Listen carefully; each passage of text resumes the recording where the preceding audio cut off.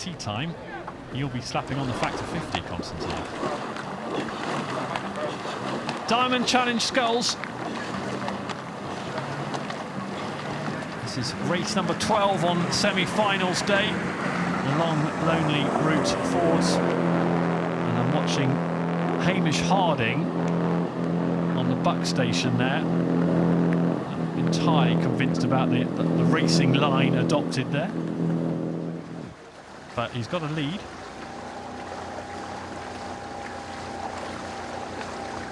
So it's USA against Australia, effectively, this clash. Harding of Australia. And the length lead for the Australian at the moment. It's a long way in a single. Yeah, it certainly is. The Australian Harding, it looks muscular again. It looks like a sort of strong stroke, lot on the back. He's sort of not getting that far forward, but he's doing a lot with his arms. Plihal, the American, a little bit smoother.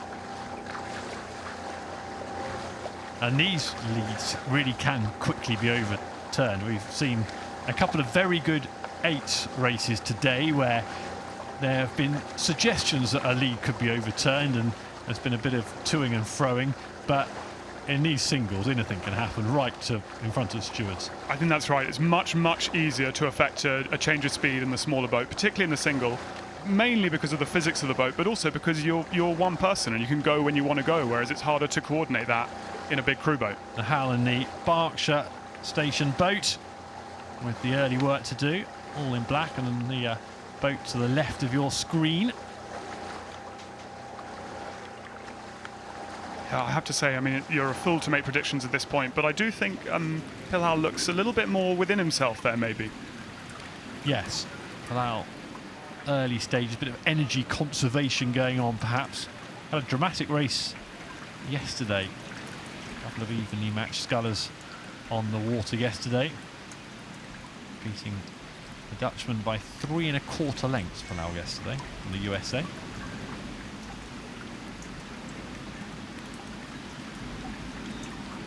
Now, Plihal was also on the Berkshire station yesterday, and talking to Sarah Cook earlier on about this, whether that gives you an advantage, the fact that you've rehearsed this as recently as yesterday, particularly in a single where you've got all your markers and your spatial awareness perhaps will have been sorted out, so that maybe helps. Whereas Harding yesterday, he was on the Berk station as well, today on the Buck side. So I don't know, maybe it's a marginal one, but you've at least experienced these exact conditions if you're sitting on the Berk station today, Plihal. I think that's right, and also obviously they're not local rowers, and so I'm guessing they haven't rowed this course that much, and so I think to row the same station day on day, I don't think it's hugely meaningful, but I think at the margins it probably helps. Harding beat Lin of China yesterday from the Berkshire station. Occasioner of the Netherlands was the victim yesterday. The USA rower, who we can see here on the water on the Berkshire station. So Harding was previously a lightweight and now has gone heavyweight. I know enough rowers who did that and then just rediscovered the joy of eating whatever they wanted to eat, not having to worry about weigh-ins. But he's probably lacking a few inches on his opposition. Well, one thing we ought to flag up is that Plihal of the USA on both Thursday and Friday came from behind to win the race. So, not out of the question. Harding on the Buck station, the Australian. Could be a repeat today.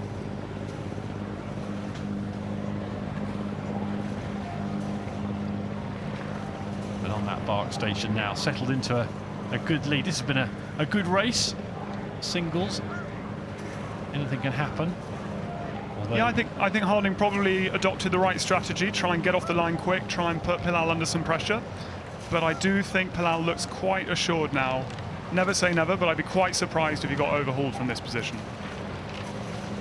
So Plihal of the USA with the lead, and you sense that Ollie Zeidler will probably be the opponent tomorrow based on previous form. German won it last year.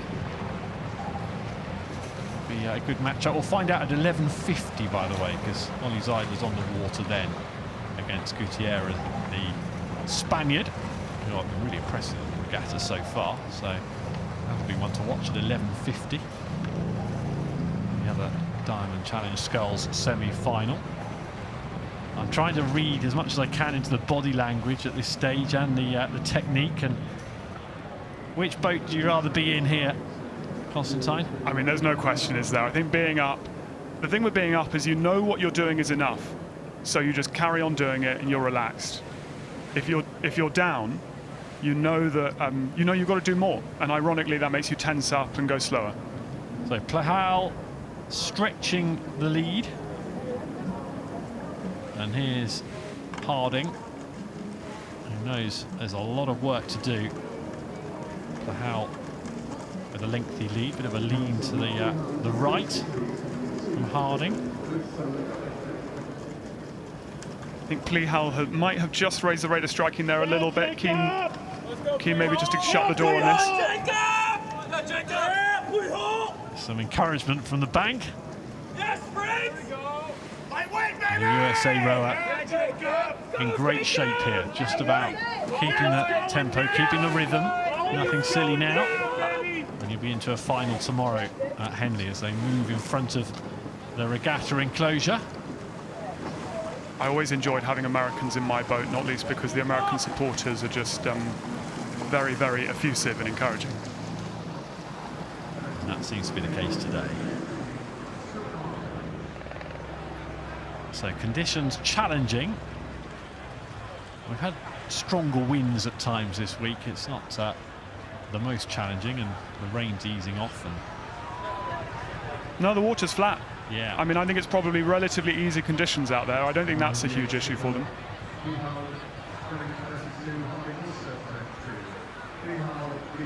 Yeah, you can see from this angle a little bit, Harding doesn't get that much length at the front, does quite a lot at the back, whereas Plihal, I think, gets a little bit more at the front. So James Plihal leading Nigel Harding, the coach of Hamish Harding, keeping in the family. 25 years old now, Hamish Harding. He's been to Henley Royal Regatta once before.